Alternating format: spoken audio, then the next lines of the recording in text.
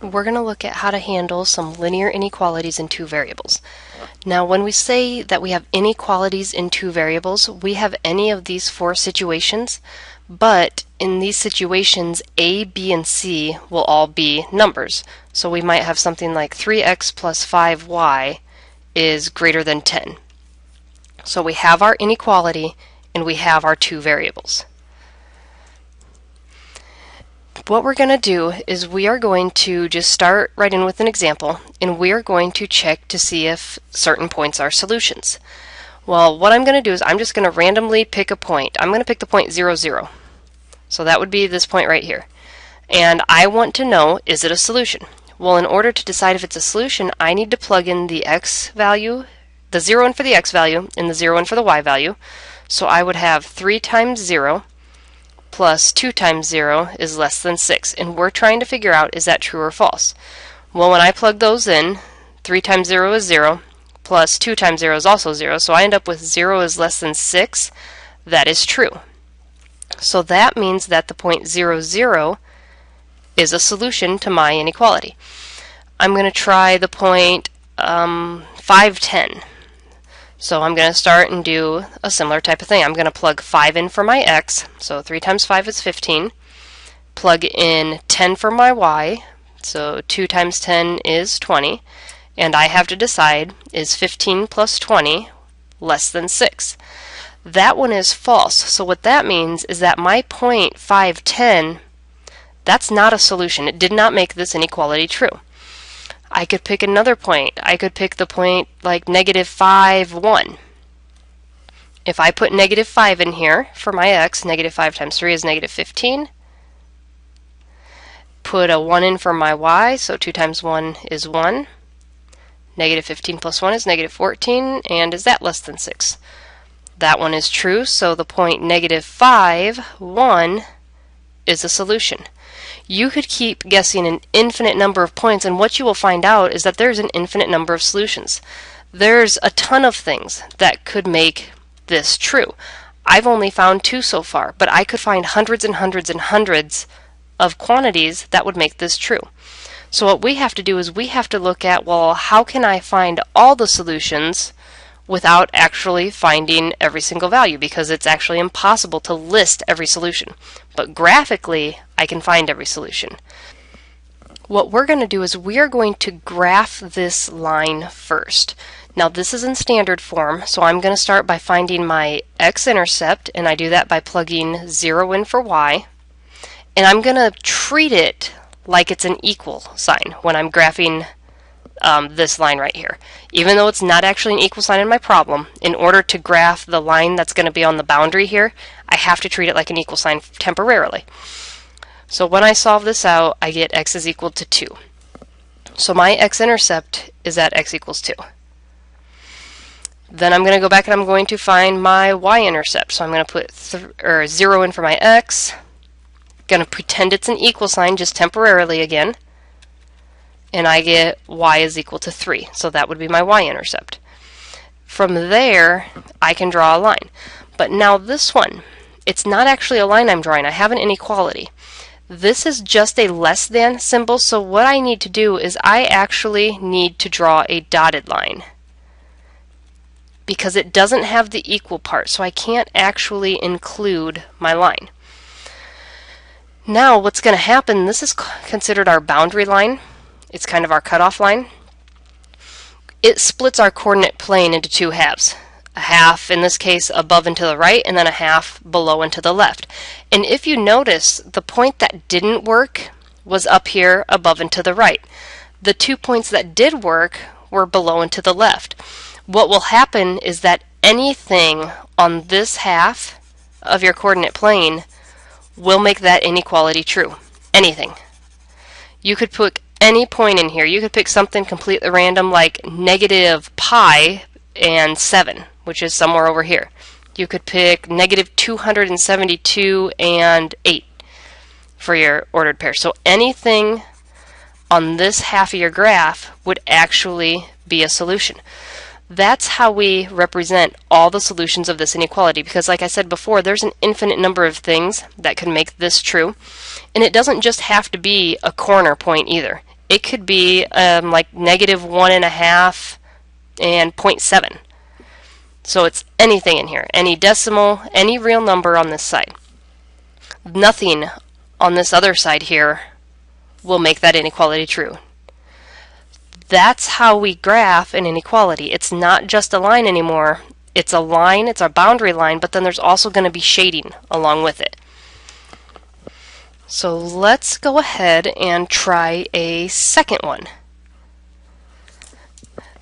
I'm going to start out by finding my boundary line again. So I'm going to plug 0 in for y to start with, pretend it says equals just temporarily until I get my line, and I get an x-intercept of 6. Then I'm going to find my y-intercept, so I'm going to plug 0 in for x, and I get my y-intercept to be -4.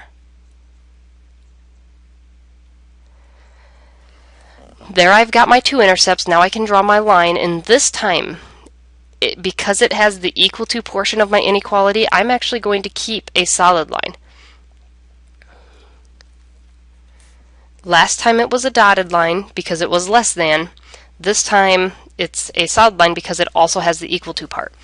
Now to figure out which side I'm going to shade on, I have to do a test point.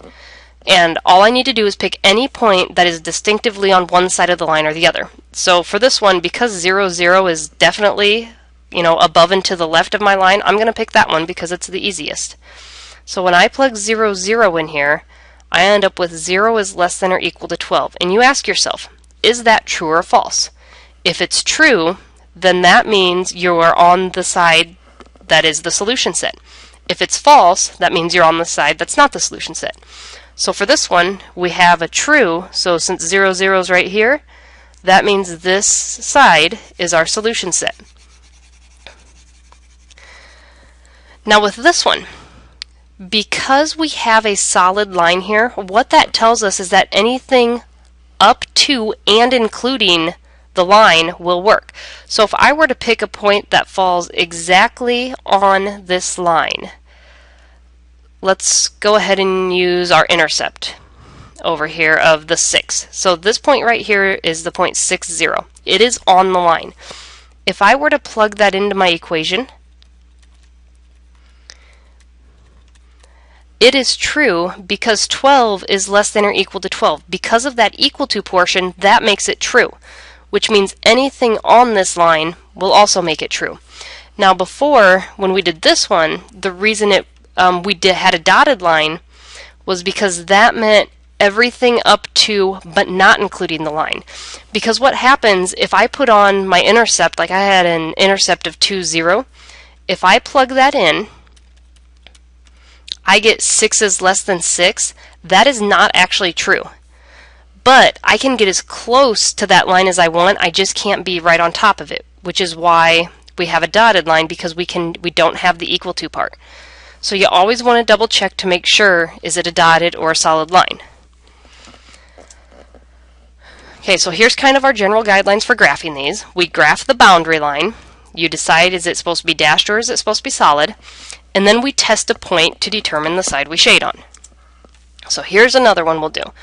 I'm going to start by graphing my boundary line. I'm going to find my x-intercept by plugging in a 0 for y. Temporarily let it pretend it's an equal, and so I end up with x is equal to 4. So my x-intercept is 4. Then I'm going to do my y-intercept. So now I plug a 0 in for my x, and I solve it out for y, and I get my y-intercept to be -2. Once I get my intercepts, now I go and I decide, dashed or solid. Well, this one does not have the equal to portion, so it is a dashed line.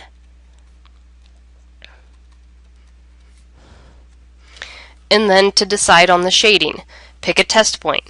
I'm going to go ahead and pick some test point right out here. I'm going to pick the point -3, 3. Normally I would pick the point 0, 0 because it is distinctly on one side of the line, but just for something different, I'm going to pick -3, 3.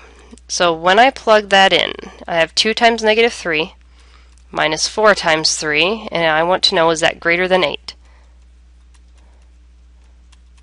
And I end up with negative 18 is greater than 8, which is false. So what that tells me is that this point is on the side of the line that's not a solution set. That means my shading has to come down here on the other side. So that would be my graph. Okay, go ahead and pause the video and see if you can get each of these graphed.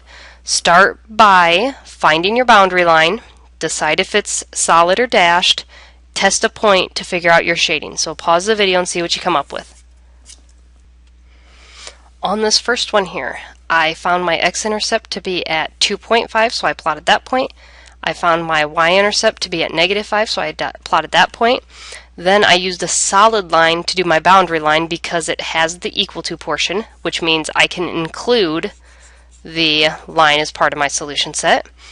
And then I tested the point 0, 0 right here, plugged it in, and had 0 was less than 10, which is true, so I shaded the side that had my test point on it, 0, 0.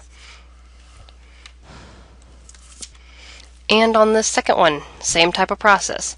I found my x-intercept first, got that to be 3, found my y-intercept, got that to be 5. This time I used a dotted line though because my inequality did not have the equal to part. Then I tested the point 0, 0, and I got 0 was greater than 15, which is false, so that means I'm on the false side of the line. I want to jump across to the other side where all my solutions are. So those are the steps that we need to do when we're graphing inequality. Graph our boundary line, decide if it's solid or dotted, and then test a point to find our shading.